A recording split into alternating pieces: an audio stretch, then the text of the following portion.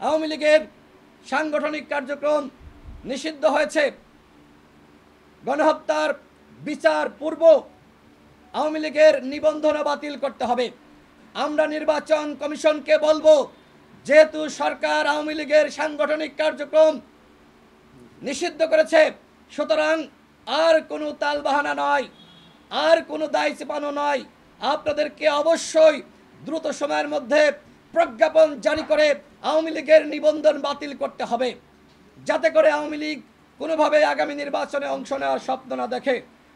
দ্রুত বিচার নিষ্পত্তি করে আওয়ামী লীগকে ফ্যাসিবাদী দল হিসেবে চূড়ান্তভাবে যদি সরকার নিষিদ্ধ করতে না পারে, তাহলে এই বিপ্লব অসম্পূর্ণ থেকে যাবে।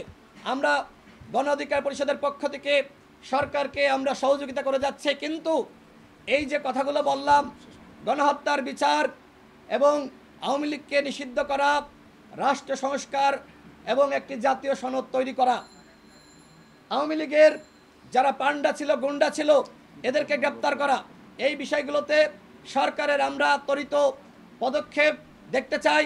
আবারও আমরা সরকারকে সাধুবাদ জানাচ্ছি যে সরকার গতকাল প্রাথমিক ধাপে যে সিদ্ধান্ত গ্রহণ করেছে, পুরো দেশবাসী সরকারকে সাধুবাদ জানাচ্ছে। কিন্তু এইভাবে সিদ্ধান্ত গ্রহণ করার জন্য কেন এইভাবে আন্দোলন করা লাগলো, সেই প্রশ্ন আমরা করছি। একই সাথে আমরা লক্ষ্য করছি যে এই আন্দোলন নিয়ে নানান ধরনের প্রশ্ন কিন্তু রয়েছে, বিশেষ করে ওয়াসার পক্ষ থেকে পানি ছিটানো, ওয়াসার পক্ষ থেকে পানি সাপ্লাই দেওয়া, সিটি কর্পোরেশনের পক্ষ থেকে পানি ছিটানো, সরকার বিরোধী আন্দোলন বা সরকারের বিরুদ্ধে আন্দোলন আমরা অতীতে করেছি, লক্ষ্য করেছি সরকারের সহযোগিতা ছাড়াই সেই আন্দোলন সম্পূর্ণ হয়েছে। এই যে আন্দোলনটা হয়েছে, এই আন্দোলন কিন্তু জনগণের আন্দোলন ছিল।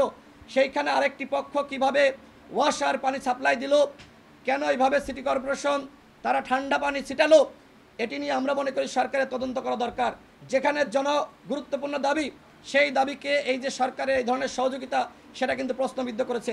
আগামীকাল দুপুর 12টায় আওয়ামী লীগ জাতীয় পার্টি সহ 14 দলের নিবন্ধন বাতিল করার জন্য গণ অধিকার পরিষদের পক্ষ থেকে একটি লিখিত অভিযোগ নির্বাচন কমিশনে জমা দেওয়া হবে।